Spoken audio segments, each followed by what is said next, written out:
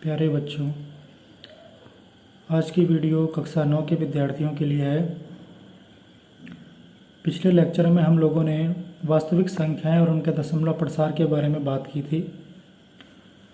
हम लोगों ने ये बात की थी कि वास्तविक संख्याएं अर्थात रियल नंबर अंग्रेजी भाषा में कहते हैं।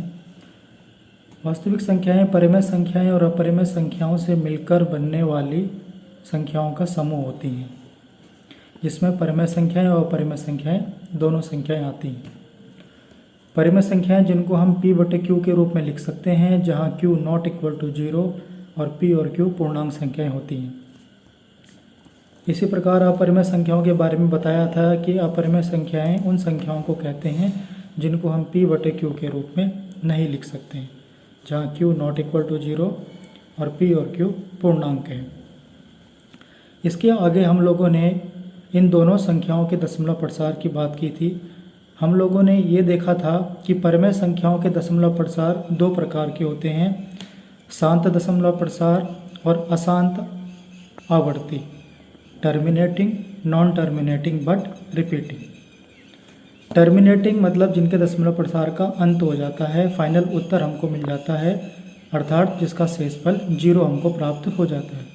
0 शेषफल प्राप्त होने का मतलब है कि दशमलव प्रसार का अंत हो गया, हमको फाइनल उत्तर मिल गया है। अशांत आवर्ती के उदाहरण में हमने देखा था कि यहाँ कभी भी हमको शेषफल 0 प्राप्त नहीं होता है, ये आगे बढ़ता जाता है। इसके दशमलव प्रसार का अंत नहीं होता है, लेकिन यहाँ पे कुछ ना कुछ संख्या रिपीट होती है, पुनरावृत्ति उस संख्या की होती है और उसी के ऊपर हम बार लगा देते हैं। जितने भी अंकों की पुनरावृत्ति होती है उन्हीं अंकों के ऊपर हम बार लगा देते हैं। इसके उदाहरण के द्वारा आपको समझाया गया था, जैसे कि 5/2। अब यहाँ पे शेषफल हमको 0 मिल जा रहा है, दशमलव प्रसार का अंत हो गया है, तो ये परिमेय संख्या शांत दशमलव प्रसार इसका होगा। और जैसे 1/3 उदाहरण लिया था हमने, अब देखिए इसके दशमलव प्रसार का अंत नहीं हो रहा है, बढ़ता जा रहा है, लेकिन यहाँ पे एक अंक 3 की बार बार आवर्ती हो रही है, तो ये इसके ऊपर हमने बार लगा दी। तो हमने ये देखा कि परिमेय संख्याओं के दशमलव प्रसार दो प्रकार के होते हैं, टर्मिनेटिंग या नॉन टर्मिनेटिंग बट रिपीटिंग, शांत दशमलव प्रसार या अशांत आवर्ती। इसके बाद हमने देखा था कि अपरिमेय संख्याओं के दशमलव प्रसार भी हमने देखे थे, और ये हमने जांच की थी, हमने ये ध्यान दिया था कि इनके दशमलव प्रसार का ना तो कभी अंत होता है और ना ही कोई अंक रिपीट होता है, किसी अंक की पुनरावृत्ति होती है। तो इसको हम कहते थे कि अपरिमेय संख्याओं का दशमलव प्रसार नॉन टर्मिनेटिंग और नॉन रिपीटिंग, ना तो अंत हो रहा है और ना ही कोई संख्या रिपीट हो रही है। इस प्रकार का इसका दशमलव प्रसार होता था। जैसे वर्गमूल के अंदर कोई अभाज्य संख्या आ गई तो वो अपरिमेय संख्या ही बन जाती है। जैसे कि सबसे छोटी अभाज्य संख्या 2 है, वो वर्गमूल के अंदर आ गई, वो अपरिमेय संख्या हो गई। उसके बाद अभाज्य संख्या 3 आ गई, वो भी अपरिमेय संख्या है। अभाज्य संख्या 5 होती है, वर्गमूल के अंदर आ गई, वो भी अपरिमेय संख्या है। पाई अपरिमेय संख्या है, √7 अपरिमेय संख्या है।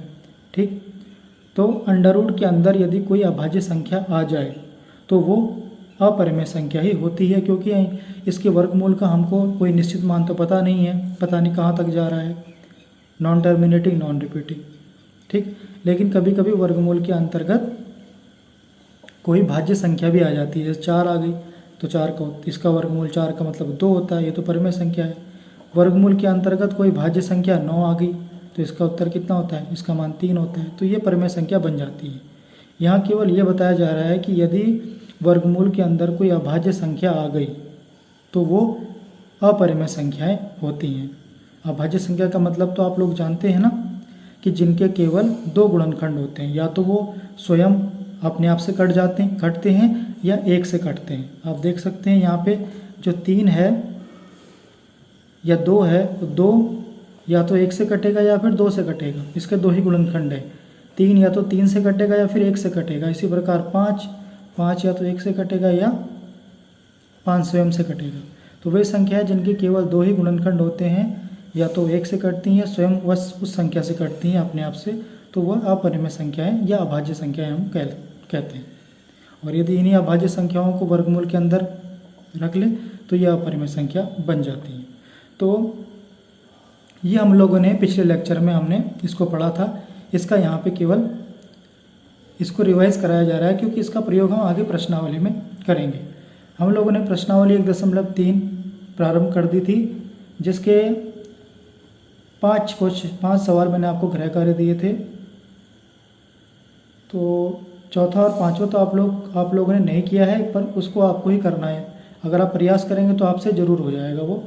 तो चौथा और पांचवा प्रश्न आपको करना है। आज हम बच्चों प्रश्नावली 1.3 का प्रश्न नंबर 6 को करने जा रहे हैं। इस प्रश्न को पहले हम ध्यान से पढ़ेंगे।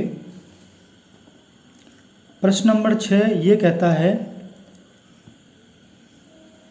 कि P/Q, अर्थ यहाँ पे Q नॉट इक्वल टू 0 है, के रूप की परिमेय संख्या। अब जो P/Q के रूप में लिखी जा सकती है वो तो परिमेय संख्या ही होती है।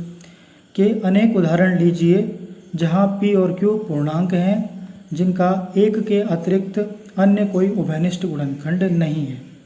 अब यहाँ पे जो बच्चों P और Q है, उनका एक के अतिरिक्त अन्य कोई उभयनिष्ठ गुणनखंड नहीं है और जिसका शांत दशमलव प्रसार है। क्या आप यह अनुमान लगा सकते हैं कि Q को कौन सा गुण अवश्य संतुष्ट करना चाहिए? अब हमको उदाहरण के जरिए ये बात जांचनी है कि इसका जो हर है Q, उसका कौन सा गुण हमको पता लगता है। ठीक, और यहाँ पे शर्त ये है कि जो भी आप P/Q के रूप में संख्याएं लेंगे, अर्थात परिमेय संख्या लेंगी, वहाँ P और Q पूर्णांक तो होंगे, लेकिन एक के अतिरिक्त उनका कोई अन्य उभयनिष्ठ गुणनखंड नहीं होगा। अर्थात P और Q वो सह अभाज्य पूर्णांक होंगे, को प्राइम इंटीजर होंगे, क्योंकि वे संख्याएं जिनका एक के अतिरिक्त और कोई उभयनिष्ठ गुणनखंड नहीं होता है, उनको हम सह अभाज्य संख्या कहते हैं। ये बात आप लोग जानते हैं, 6ठी क्लास में आपको समझाई गई थी। जैसे इसके उदाहरण हो गए,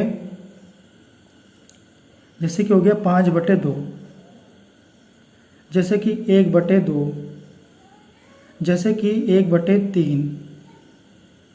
ठीक, इस प्रकार की संख्याएं। तो इसमें 5 और 2 को ध्यान से देखिए।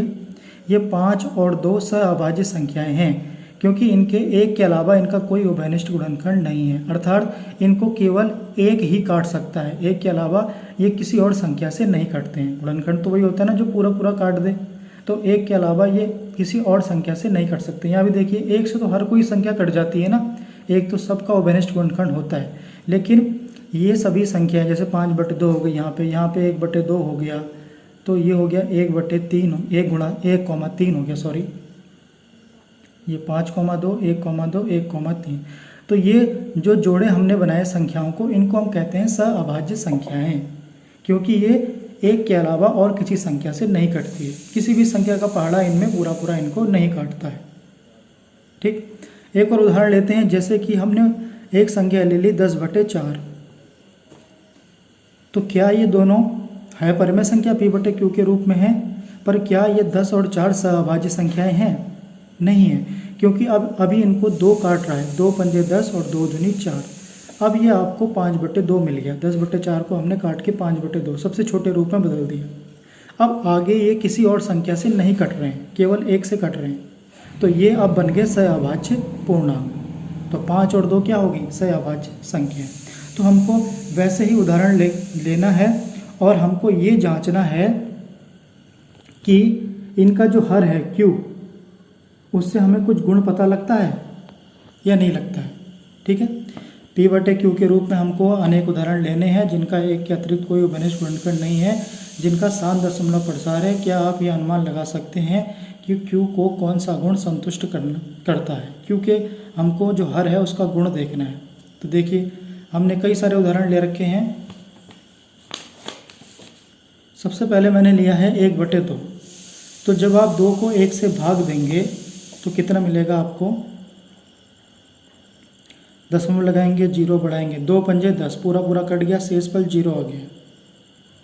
तो 1/2 हमारी परिमेय संख्या है, जो हमने उसको काटा तो हमको दशमलव प्रसार मिल गया है 0.5। इसके दशमलव प्रसार का अंत हो गया है, क्योंकि हमको 0 शेष पल मिल गया है। तो ये क्या हो गया? शांत दशमलव प्रसार। इसका दशमलव प्रसार कैसा हो गया? शांत हो गया। आगे 1/5, सब 5 को 1 से आप भाग करोगे तो आपको मिलेगा 0.2। यहाँ भी दशमलव प्रसार का अंत हो गया है, फाइनल उत्तर हमको मिल गया है। तो ये भी क्या हो गया, शांत हो गया। इस प्रकार आप 1/4 लोगे, 4 से जब 1 को भाग करोगे तो आपको मिलेगा 0.25, शेष पर 0 मिल जाएगा।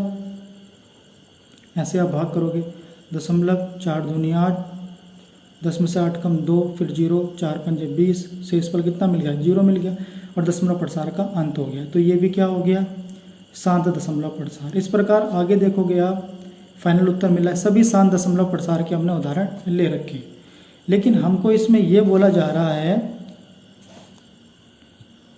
कि आप इनके जो हर हैं, उदाहरण तो हमने ले लिए, क्या इनके हरों को देखकर आप कुछ गुण बना सकते हैं? तो आप इनके हरों को ध्यान से देखिए बच्चों।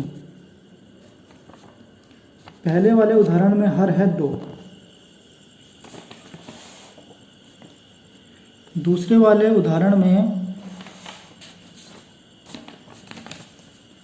जो आपका हर है वो है 5। तो देखिए ये 2 की घात 1 है, ये 5 की घात 1 है। 4 को लिख सकते हो आप 2 की घात 2, 10 को आप लिख सकते हो 2 गुणा 5, 2 की घात 1, 5 की घात 1।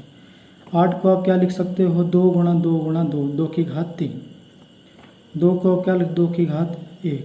20 को आप क्या लिख सकते हो, 2 गुणा 2 गुणा 5, अर्थात 2 की घात 2 गुणा 5, 2 दूनी 4 पंजे 20।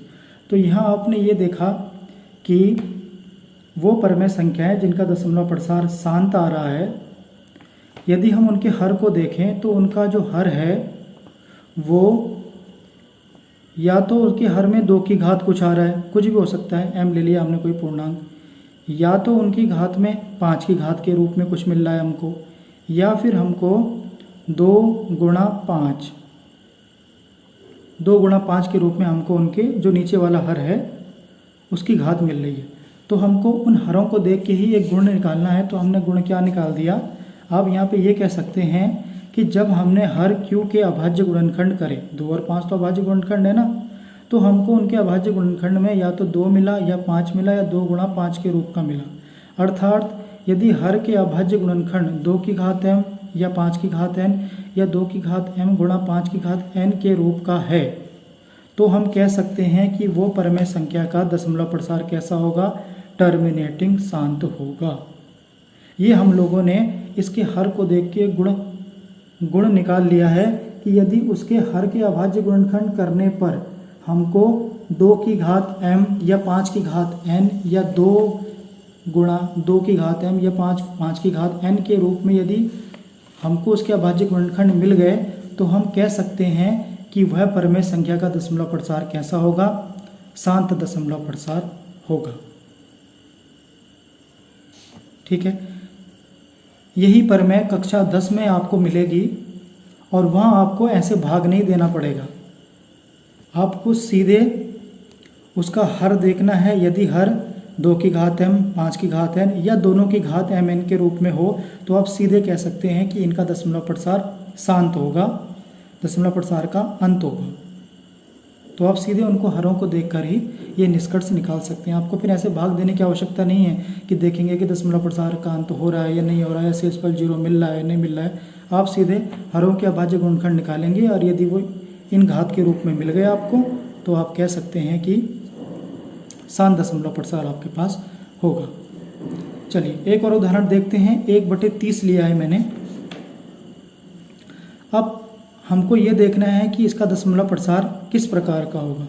तो जब 30 के आप अभाज्य गुणनखंड करोगे तो आपको क्या मिलेगा, आपको मिलेगा 2 गुणा 3 गुणा 5, आपको ये मिलेगा 30 के अभाज्य गुणनखंड। तो अब इसका दशमलव प्रसार शांत होगा या अशांत आवर्ती होगा, ये आपको देखना है, क्योंकि परमेय संख्या है ये 1/30। इसके 2 ही दशमलव प्रसार हो सकते हैं, या तो शांत या फिर अशांत आवर्ती। अब देखिए अभी अभी हमने पढ़ा है, यदि आप हर का अभाज्य गुणनखंड करें और वो 2 की घात के रूप में या 5 की घात के रूप में मिल जाए तो शांत होगा। लेकिन यहाँ पे तो 2 और 5 तो आ रहे हैं, लेकिन साथ में यहाँ पे 3 भी आ रहा है। जबकि 3 तो आना नहीं चाहिए। हमने जो गुण पढ़ा है उसमें या तो 2 या 5 या फिर दोनों आने चाहिए, लेकिन यहाँ तो 3 भी आ गया है।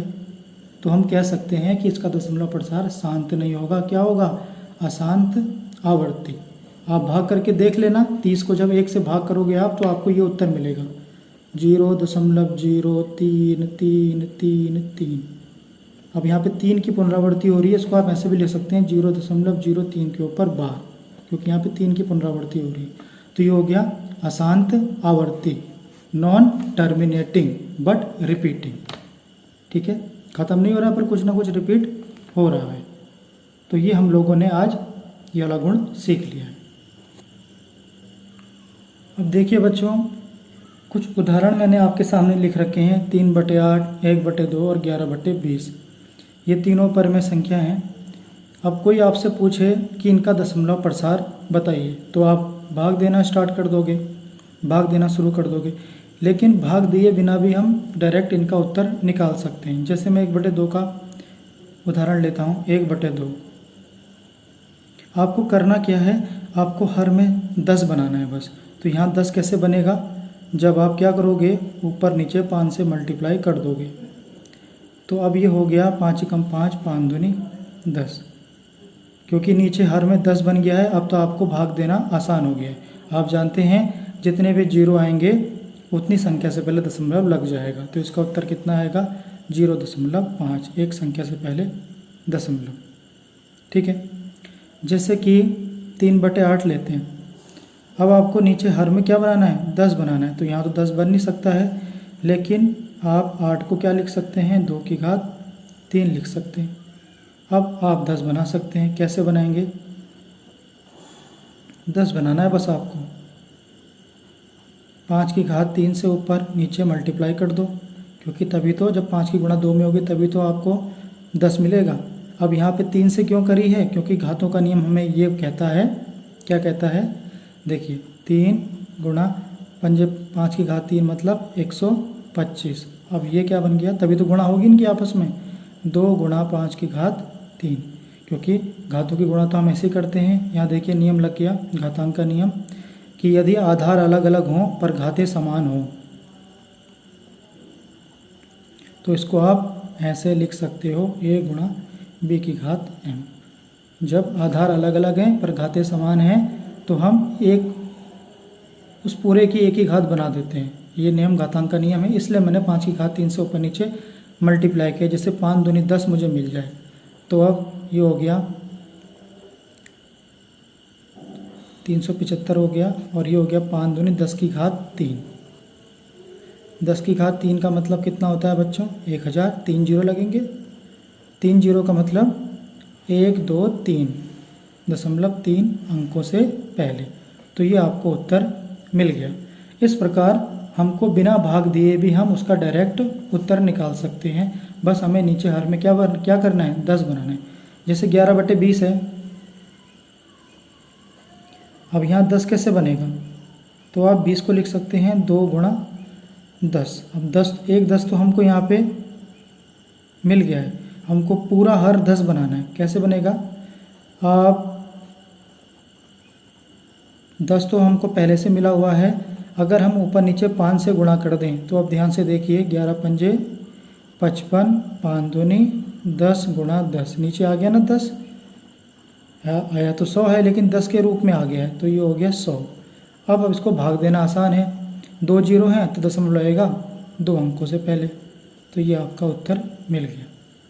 तो इसमें आपको यही समझाने का प्रयास है कि आप बिना भाग दिए भी परिमेय संख्याओं का दशमलव प्रसार निकाल सकते हैं, बशर्ते आपको नीचे क्या बनाना है? 10 बन रहा हो तो 10 बनाने का प्रयास करेंगे आप लोग, उससे आपकी कैलकुलेशन आसान हो जाएगी। चलिए बच्चों, प्रश्नावली का 7वां प्रश्न करते हैं। ऐसी 3 संख्याएं लिखिए जिनके दशमलव प्रसार अनवसानी अनावृत्ति अर्थात non terminating and non repeating हो। तो ऐसी संख्याएं कौन सी होती हैं जिनका दशमलव प्रसार ना तो कभी ख़त्म हो रहा हो और ना ही कुछ रिपीट हो रहा हो? तो आप जानते हैं वो संख्याएं होती हैं अपरिमेय संख्याएं। तो आपको प्यारे बच्चों 3 अपरिमेय संख्याएं निकालनी है। तो 3 क्या, आप तो कई सारे उदाहरण दे सकते हैं। आप चाहे √2 वर्गमूल के अंदर कोई भी अभाज्य संख्या ले लीजिए, √5, ये सभी अपरिमेय संख्या होती हैं। आप इन तीनों को भी उदाहरण के रूप में देख सकते हैं। अगर आपको इसके अलावा भी आप दे सकते हैं। यदि आपको नॉन टर्मिनेटिंग और नॉन रिपीटिंग वाला उदाहरण देना है कि जिसके दशमलव प्रसार में, दशमलव रूप में आपको इसका उत्तर देना है, तो वो भी दे सकते हैं आप। जैसे कि 0.01, अब 1 0 आ गया, अब 2 0 बढ़ा दीजिए, अब 2 0 आ गए, अब 0 बढ़ाते जाइए, 3 0, फिर 4 0। इस प्रकार आप देख सकते हैं कि ना तो दशमलव प्रसार का अंत हो रहा है और ना ही कोई संख्या रिपीट हो रही है। कोई संख्या रिपीट हो रही है? देखिए नहीं हो रही है, कुछ भी नहीं हो रहा है। तो ये हो गया नॉन टर्मिनेटिंग बट रिपीटिंग। कई सारे उदाहरण दे सकते हैं आप, जैसे कि आप 2 0, फिर 2 लिखिए, 1 0 लगा दिया, अब 2 0 लगा दीजिए, फिर 3 0 लगा दीजिए, फिर 4 0 लगा दीजिए, फिर ये बढ़ता जाएगा। आप देख सकते हैं ना दशमलव प्रसार का अंत हो रहा है और ना ही कोई संख्या रिपीट हो रही है। ये 2 रिपीट नहीं हो रही है, यहाँ पे 2 0 आ रहा है, फिर 200 हो जा रहा है, फिर 2000 हो जा रहा है, तो ये बढ़ता जा रहा है। तो इस प्रकार की संख्याओं के, ये अपरिमेय संख्याओं के उदाहरण आप कई सारे दे सकते हैं। यहाँ केवल 3 ही पूछा गया है आपसे। चलिए आगे बढ़ते हैं प्रश्न नंबर 8 की तरफ। प्रश्न नंबर 8 ये है, परिमेय संख्याएं 5/7 और 9/11 के बीच 3 अपरिमेय संख्याएं लिखिए। अब परिमेय संख्या दे रखी हैं 5/7 और 9/11। तो सबसे पहला आपका काम क्या है कि इनको भाग देके दशमलव में इनका उत्तर निकालिए, क्योंकि परिमेय संख्या है या तो शांत दशमलव प्रसार होगा या फिर अशांत आवर्ती होगा। तो जब आप 7 से 5 को भाग देंगे तो आपको उत्तर इस प्रकार ये मिलेगा, 0.714285। इसके बाद ये रिपीट होना शुरू हो जाएगा। और 9/11 को जब भाग देंगे तो आपको मिलेगा 0.81 के ऊपर 12। ठीक, आपको इनके बीच में 3 अपरिमेय संख्याएं निकालनी है। तो 5/7 का उत्तर आपको ये मिला है 4 2 8 5। आप भाग देख सकते हैं, आपको ये मिलेगा। और 9/11 का उत्तर क्या मिला है, 8 1 के ऊपर 12। अब इन दोनों के बीच में आपको 3 अपरिमेय संख्याएं निकालनी है। तो कैसे निकालेंगे आप लोग? आप सभी जानते हैं कि अपरिमेय संख्याएं का जो दशमलव प्रसार होता है वो ना तो कभी ख़त्म होता है और ना ही कोई संख्या उसमें रिपीट होती है। इन दोनों के बीच निकालना है। तो 7 1 के बाद हम 7 2 लेंगे, तो 7 दशमलव लगा दीजिए, यहाँ पे 7 2 0 लगा दीजिए, फिर 7 2 2 0 लगा दीजिए, फिर 7 2 3 0 लगा दीजिए, फिर 7 2 4 0 लगा दीजिए, और फिर 7 2। इस प्रकार ये बढ़ता जाएगा। एक अपरिमेय संख्या मिल गई। अब आगे आप 75 लेके चल सकते हैं। 1 0, फिर यहाँ पे 2 0, फिर यहाँ पे 3 0, फिर यहाँ पे 4 0। ऐसे ये बढ़ता जाएगा। एक आपको 81 से पहले 80 ले लीजिए, तो ये हो गया, आप इसको ऐसे ले सकते हैं 0.10, फिर 80 ले लीजिए। 0 आगे पीछे कहीं भी लगा सकते हैं। 1 0 ले लिया, आप 2 0 लगा दीजिए, 80। 2 0 हो गए, 3 0 लगा दीजिए, 80। 3 हो गया, 4 लगा दीजिए, 80। इस प्रकार ही बढ़ता जाएगा। ठीक है, तो ये काम आप कर सकते हैं। कई सारे उदाहरण आप दे सकते हैं इसके। जैसे आपको 3 पूछे तो आपने 3 ही दे दिए। तो ये आपने 3 अपरिमेय संख्याओं के उदाहरण दे दिए। इनके अलावा भी आप कुछ भी दे सकते हैं। प्रश्नावली का आखिरी प्रश्न है प्रश्न नंबर 9 में आपसे पूछा गया है, बताइए कि निम्नलिखित संख्याओं में कौन कौन संख्याएं परिमेय और कौन कौन संख्याएं अपरिमेय हैं। आपको देख के बताना है। तो देखिए, आप देख सकते हैं कि ये परिमेय होगी या अपरिमेय। अब वर्गमूल के अंदर आ रहा है 23। 23 एक अभाज्य संख्या होती है। तो आप लोगों ने पढ़ा है, यदि वर्गमूल के अंतर्गत कोई अभाज्य संख्या आ जाती है तो वो क्या होती है, वो अपरिमेय संख्या होती है, क्योंकि हमको इसके वर्गमूल का निश्चित मान नहीं पता है, पता नहीं कहाँ तक जा रहा है। वर्गमूल के अंतर्गत 225। अब इसका मान तो आप जानते हैं क्या होता है, प्रत्येक संख्या जो वर्गमूल के अंदर आती है वो अपर में नहीं होती है, सबसे पहले लेक्चर में मैंने आपको बताया था।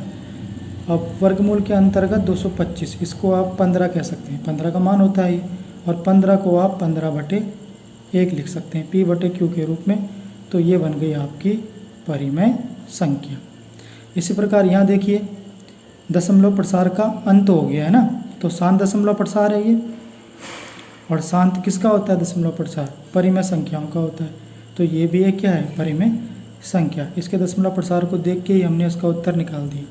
अब इसको देखिए यहाँ पे क्या हो रहा है, दशमलव प्रसार को ध्यान से देखिए, 7.478। देखिए आप 478 की पुनरावृत्ति हो रही है, बार बार हो रही है, नहीं हो रही है यहाँ पे 478। तो इसको आप ऐसे भी लिख सकते हैं 7.478। तो ये क्या हो रहा है, दशमलव प्रसार खत्म नहीं हो रहा है पर कुछ रिपीट हो रहा है 478। तो ये भी किस में जाता है, अशांत आवर्ती। अशांत आवर्ती किसकी होती है, परिमेय संख्याओं की। और इसको आप देख सकते हैं यहाँ क्या हो रहा है, देखिए 1 0, फिर 2 0, फिर 3 0, फिर 4, इस प्रकार की संख्याएं तो अपरिमेय संख्या होती हैं, क्योंकि ना तो ख़त्म हो रहा है ना ही कोई संख्या रिपीट हो रही है। तो क्या हो गया ये, अपरिमेय संख्या।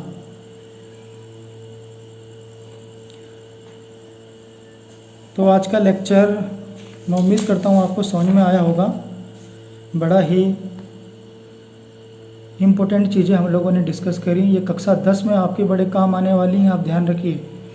कक्षा 9th जिसने अच्छी तरह पढ़ लिया है वो 10 में परेशान नहीं होगा, उसको चीज़ें बहुत आसानी से समझ में आएंगी, क्योंकि छोटी छोटी चीज़ों से ही हम बड़े बड़े प्रश्नों को हल करेंगे कक्षा 10 में। तो ये चीज़ आपको ध्यान से समझनी है। कोई बात समझ में ना आए तो दोबारा आपको पूछना है। और प्रश्नावली 1.3 वैसे तो हम लोगों ने लगभग पूरी कर दी है, लेकिन यदि कोई प्रश्न छूट गया है, जैसे चौथा 5वां छूट गया है और बीच बीच में भी कुछ छोटे आप लोगों ने पूरे काम नहीं किया है, तो वो आपको पूरा करना है और उसकी फ़ोटो आपको ग्रुप में सेंड करनी है प्रश्नावली 1.3 की। तो आज के लिए बच्चों इतना ही। Thank you.